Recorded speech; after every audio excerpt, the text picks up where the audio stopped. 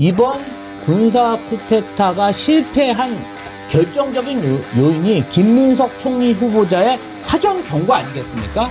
이에 대한 앙심을 품은 내란 잔당들이 김민석 후보를 조직적으로 공격하는 게 아닌가. 주진우 의원의 검은봉투법에 따르면요, 주진우 의원처럼 70억씩 물려받은 사람만 정치할 수 있어요. 급성 간염으로 면제가 됐는데 급성 간염은 급성이잖아요. 아, 그래서 국민들이 검사 출신 국회의원을 외면하시는구나. 오늘까지 김민석 총리 후보자 청문회가 이어지는데 오늘 뭐 더 할 게 있나 하는 생각이 들어요. 이게 그냥 그 녹음기, 고장난 녹음기 반복하듯이 그 물어본 말 또 물어보고 물어본 말 또 물어보고 그거밖에 준비한 게 없나 그런 생각이 들더라고요. 그러니까 야, 돈 그것밖에 안 벌었는데 왜 이렇게 많이 썼어? 뭐 이런 내용인데 얼마나 썼다는 것인지. 그리고 유학은 어떻게 보냈어? 뭐 이런 것만 계속 물고 늘어지고 그러더라고요. 그리고 이제 칭화대 학위 가지고 뭐 저기 하고 그러는데, 근데 이제 재산 관련해서 그렇게 많이 물어보고 한 자가 바로 주진우 의원 아닙니까? 오히려 지금 주진우는 청문회 끝나고 나면 그 재산 가지고 더 곤욕을 치르게 될 판입니다, 지금. 도대체 너는 뭐 어떻게 해서 많이 벌었냐? 막 그런 얘기 나오지 않겠어요? 어제 그 재산 관련해서 얘기했던 것들을 몇 가지 한번 들어보죠. 주진우 의원과 전용기 의원이 얘기했던 거 한번 들어볼까요?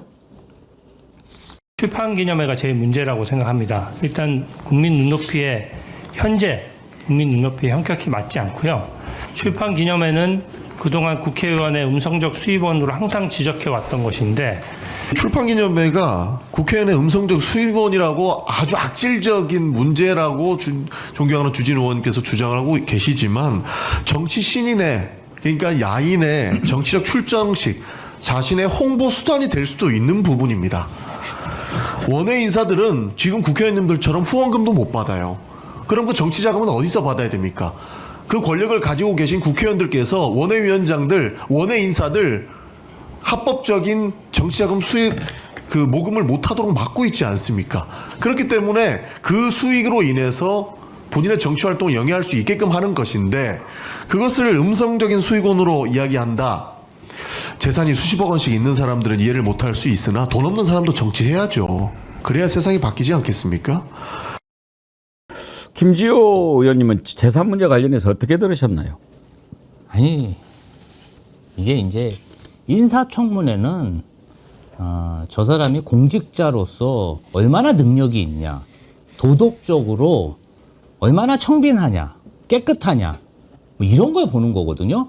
그래서 그간 인사청문회에서 어떤 도덕성 검증을 할 때 뭐 그런 것들이에요. 어떤 사람한테 특혜를 줘서 뭔가 반대급부를 받았냐, 뭐 혐의가 있냐, 뭔가 좀 카르텔을 형성하고 결탁을 했냐, 이런 것들을 주로 검증하는데, 이번에는요, 재산이 2억도 안 되는 사람한테 왜 그동안 생활비를 많이 썼냐, 생활비 많이 쓴 내역을 보니까 다 보면 어떻게 보면은 추징금 납부하느냐 쓴 거고, 그냥 여기서 조금 빌려서 쓰고 저기서 빌려서 좀 쓰고, 이것도 참 해명하시는 모습을 보니까 제가 마음이 아프더라고요. 정치를 오래 했고 정말 유능한 정치인으로 유명한 사람인데, 야, 이런 정말 개인 사생활까지 다 밝혀야 한다는 게 참 저로서는 명구하고 안타까운 일이었지만, 그냥 망신주기 그 이상 그 이하도 아니었고, 더 중요한 거는 이 의혹을 제기한 주진우 의원 자체가 70억이 넘는, 검사 생활하면서 70억이 넘는 재산을 쌓아왔고, 그 아들 있죠, 20세 된 아들은 예금으로 7억 8천만 원을 가지고 있답니다. 다 증여받았대요. 그럼 증여세를 2억도 넘게 냈는데, 그 증여세를 어떻게 조성해서 납부했는지에 대해서는 또 답변하지 않고 있어요.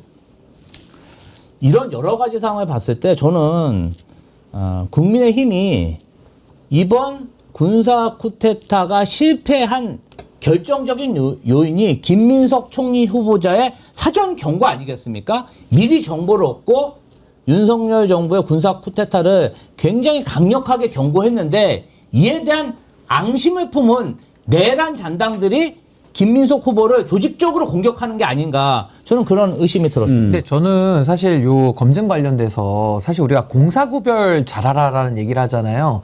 이것도 공사구별이 돼야 되는 겁니다. 그러니까 우리가 궁금한 것은 공적인 영역에서 활동하면서 그 권한과 책임을 가지고 자기 사리사욕 취한 거 아니야? 라는 게 관심 대상이 돼야 되는 것인데 저는 반대로요. 주진우 의원이 초혼인지 미혼인지 재혼인지 삼혼인지 저는 관심이 없습니다. 그리고 그분이 뭐 좀 아버지 찬스 얘기하면서 아버지가 이제 변호사 출신이라고 해요. 검사 출신에. 뭐 재산을 70억 물려받았고 자기 자식이 이제 7억을 갖고 있다는 얘기인데 이 70억과 7억도 국민 정서에는 재산이 많네. 아버지 찬스 썼네. 라고 국민들이 얘기할 수는 있으나 주진우 의원이 만약에 공직에 왔다? 별로 그거를 증여세나 상속세만 잘 냈으면요. 그 돈을 어디다 썼는지는 별로 관심이 없는 겁니다. 왜? 공적인 일과 관련이 없으니까요. 근데 지금 주진우 의원은 아들 유학 어떻게 보냈냐, 뭘 어디다 써, 다 사적인 걸로 심지어 전처까지 부르자고 한 거 아닙니까? 이거는 공사구별이 지금 안 되고 있다는 게 첫 번째고 또 하나는 제가 저 검은봉투법 관련해서 전 전용기 의원이 굉장히 중요한 부분을 잘 짚었다고 봐요. 주진우 의원의 얘기는 그겁니다. 김민석 의원 공격해야 되니까 검은봉투법 만들어서 이건 아마 노란봉투법을 연상시킨 것 같아요. 그래서 음성적 자금을 출판기념회를 통해서 정치자금 조달하는 거 아니야? 이거 문제 있는 거 아니야? 라는 상당히 반정치적인 인식을 여기에다 투영시키고 있거든요. 첫 번째, 검은봉투법으로 그러면은 출판기념회를 규제하겠다는 얘기인데 그럼 왜 원외 정치인들이 왜 출판기념회를 합니까? 합법적으로 돈 거둘 수 있는 권한을 다 막아놨으니까요. 법을 어기라고 종용하고 있거든요. 근데 국회의원들은요, 1년에 선거가 있는 애는 3억까지 모을 수 있습니다. 1년에. 거기다 보좌진 9명씩 나라에서 세금 다 대주거든요. 그러면은 그게 게임이 됩니까? 정치 신인하고? 그러면은 주진우 의원의 검은봉투법에 따르면요, 주진우 의원처럼 70억씩 물려받은 사람만 정치할 수 있어요. 저는 정치 못합니다, 이제. 그렇게 되면은. 그 또 하나, 또 검찰에다가 칼을 쥐어주자는 거거든요. 예를 들어, 검은봉투법을 만들어서 출판기념회 때 이거 어기면 수사받는다는 거예요. 그럼 저는 최소한 수사라도 정정당당하게 편향되지 않게 하면은 뭐 고려해 볼 수 있는데 본인들은 또 힘 가지면은 야당 인사만 수사하잖아요. 그럼 야당 탄압 용도로 검은봉투법이 악용된단 말입니다. 그래서 저는 검은봉투법을 할 게 아니라 차라리 국회에서 문제 제기를 하려면요, 밝은 모금법을 만들어야 돼요. 원내든 원외든 합법적으로 서로 다 동등하게 자금을 모을 수 있는, 정치에 돈이 들어가는 게 사실이니까요. 만약에 그 말이 아니라고 하고 주진우 의원 말대로 하면요, 원내에 있는 국회의원들도 후원의 제도 다 없애야 됩니다. 아버지가 70억씩 물려주는 사람만 정치를 해야 되는 거예요. 그러니까 저는 이 검은봉투법이라는 이런 반정치적 성향을 여전히 주진우 의원이 좀 보이고 있기 때문에 저는 저분은 정치에서는 안 될 사람이다라는 것을 스스로 전 보여주고 있는 거 아닌가 그런 생각이 들었습니다. 지금 벌써 국회에서는 주진우 재산 형성과 관련해서 철저하게 의혹을 밝히자 하는 청원이 등장했습니다. 주진우는 이제 한번 좀 견뎌 봐야지요. 도대체 어떤 식으로 재산을 그렇게 모으게 됐는지 한번 주진우도 좀 밝힐 필요가 있지 않겠습니까? 그리고 군대 문제도 주진우가 뭐 급성 간염으로 면제가 됐는데 급성 간염은 급성이잖아요. 그러면은 원래 이렇게 급성 간염이 있으면은 그때 일단 보류를 하고 그 다음에 신체 검사 받을 때 이제 상태를 봐가지고 계속적인 치료가 필요하면 뭐 병력을 면제해주거나 다른 데로 빼고 그때는 방이었나요? 공익이었나요? 그리고 이제 저기 할 텐데 그 뒤로 바로 또 면제가 됐어요. 그거를 누구보다도 잘 아는 박선원 의원이 그 부분을 또 지적을 했는데 그 내용 한번 들어보시죠. 윤석열의 부동시 그리고 어떤 분은 급성 간염으로 군대 면제받고 이런 분도 계시지만 3년 이상 3년 세월을 옥고를 치르면서 병역을 대신했다. 민주화 투쟁으로 병역을 대신했다는 것을 확인하면서 질문 드리고자 합니다. 근데 박선원 의원이 지금 언급한 것은 타인의 질병에 대해서 언급을 한 거예요. 제 병역 면제 사유를 언급하면서 지금 댓글에 많이 나와 있거든요. 민주당의 지지자들이 얘기하는 내용도 지금 다 알고 있지 않습니까? 모릅니까? 여기 계신 위원님들 몰라요? 기본적으로 아무도 몰랐다고요. 그러면 급성 간염이라는 표현을 왜 했습니까? 이거 몰랐어요? 아, 몰랐으면 박선원 의원 모르고 얘기한 거예요? 제 얘기를 언급하신 거죠? 아닙니까? 사람에서 이거 사과해야 될 사안이고요. 타인의 질병에 대해서 아무리 국회의 품격이 떨어져도 남이 치료받고 있는 내역에 대해서 그렇게 할 수가 없는 겁니다. 저는 기준이 있습니다. 급성 감염은 나는 빨리 치료돼서 군대 가는데 전혀 문제가 없을 거라는 제 나름의 판단이 있습니다. 아니 내가 갖고 있는 의료 상식이에요. 자, 그렇기 때문에 내 눈에 있는 들보를 보지 않고 남의 눈에 티끌을 가지고 지적하는 그런 의원님들. 짓을 하지 마세요. 의원님. 이제 뭐 도둑이 재발 저린 격인데 그래 본인이라고 칩시다. 그러면 그게 떳떳한가 하는 질문인 거죠. 아니 이제 간이 좀 안 좋으신 분들은요, 약간 피부가 조금 어두운 편인데 주진우 의원 같은 경우는요, 제가 이렇게 저는 몰랐어. 저는 그렇게 생각 안 했는데 댓글에 뭔가 좀 박소무당처럼 얼굴이 하얗다 그런 표현들이 많더라고요. 그러다 보니까 저런 의심을 사고 있는 것 같습니다. 박선원 의원은 지극히 합리적인 얘기를 하는 거예요. 부동신대 당구를 막 300 치고 400 치고 500 치는 사람도 있고, 급성 감염을 알아서 군대를 면제당했는데 뭔가 그 어떤 양주하고 소주하고 이렇게 그냥 단체로 어떤 어두운 그런 룸에 있는 그런 어떤 주류를 파는 데서 또 술을 마시고 이런 사진들이 나돌아 다니니까 이것에 대해서 누구라고 지칭 안 하고 의혹을 제기했는데 왜 주진우 의원이 저기서 발끈하는 거죠?